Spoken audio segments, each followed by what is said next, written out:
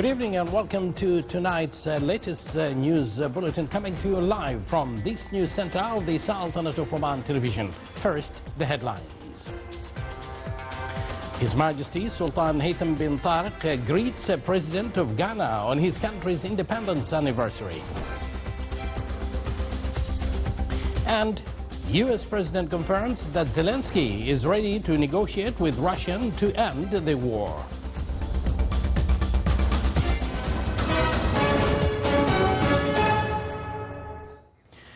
Good evening once again, and thank you for joining us. Those were the headlines, and now the news in detail. His Majesty Sultan Haytham bin Tariq sends a cabal of greetings to President John Dramani Mahama of the Republic of Ghana on his country's independence anniversary.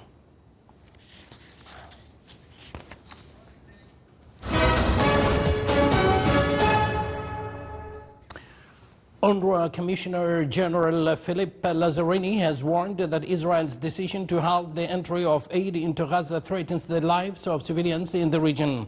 Lazzarini emphasized the urgent need to continue for continued humanitarian aid, noting that most Gaza residents rely on assistance for their survival. He added that access to clean water for life-saving and that hospitals, health centers, electricity and essential food aid are critical.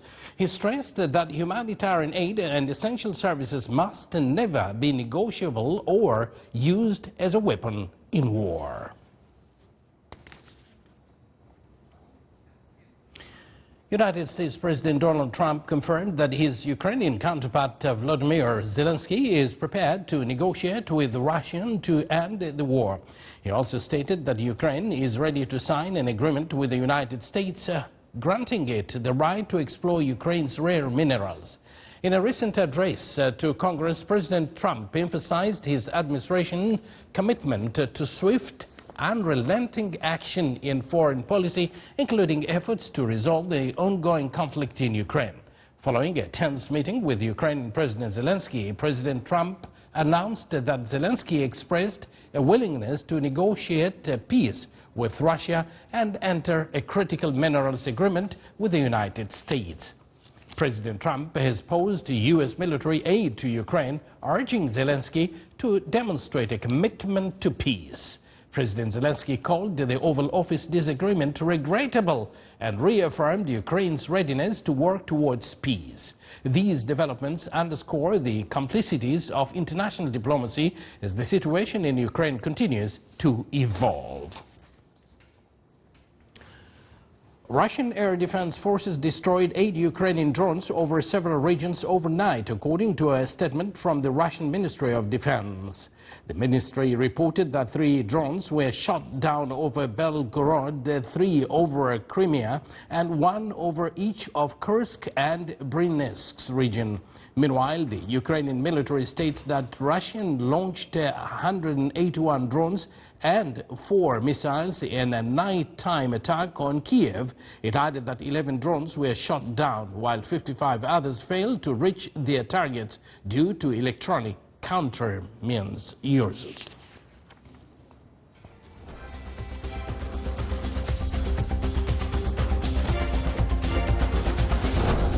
You're watching the Sultanate of Oman television, and yet to come in our news bulletin. The Sultanate of Oman starts its participation in the ITB Berlin 2025.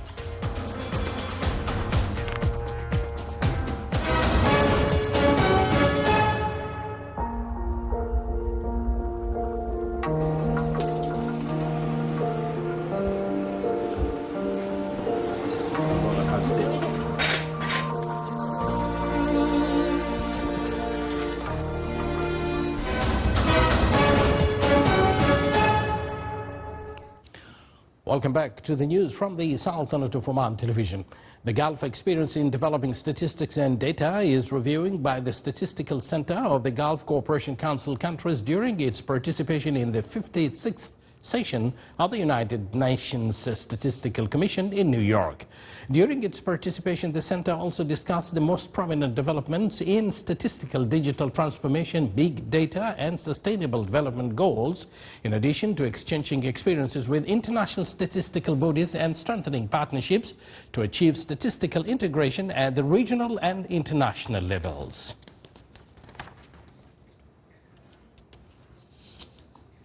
The official price of Omani oil for delivery in May rose today by $1.08, reaching $71.40 per barrel. It's worth noting that the monthly average price of Omani crude oil for delivery in March reached $80.26 per barrel, an increase of $7.10 compared to the price for delivery in February.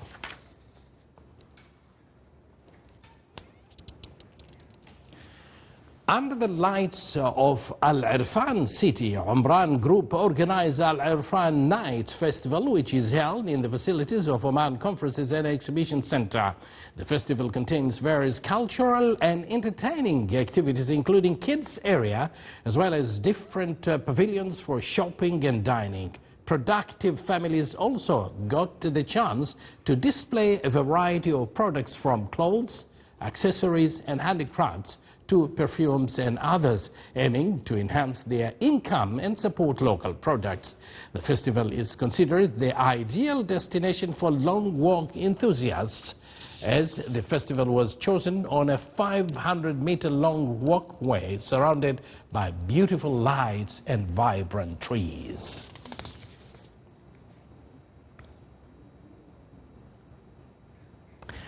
Now, all the way to Berlin, the Sultanate of Oman began its participation in the ITB Berlin 2025 in the German capital Berlin and will last for 3 days.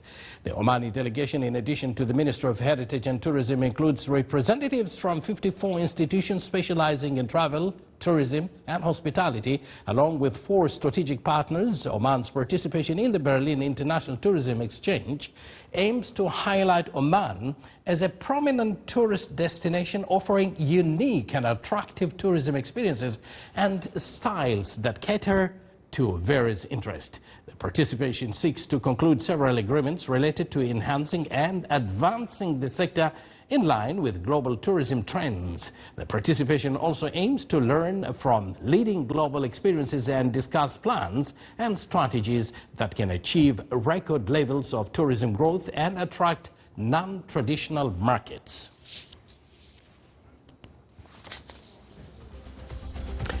This is the Sultanate of Oman television. Before we end tonight's bulletin, here are the main points once again. His Majesty Sultan Haytham bin Tariq greets President of Ghana on his country's independence anniversary. And the U.S. President confirms that Zelensky is ready to negotiate with Russia to end the war.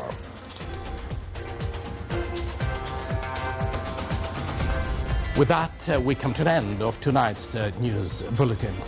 May this blessed month bring you all peace, mercy, and countless rewards. From all of us here at the newsroom and studio, we thank you for joining us, and good night. Ramadan Mubarak.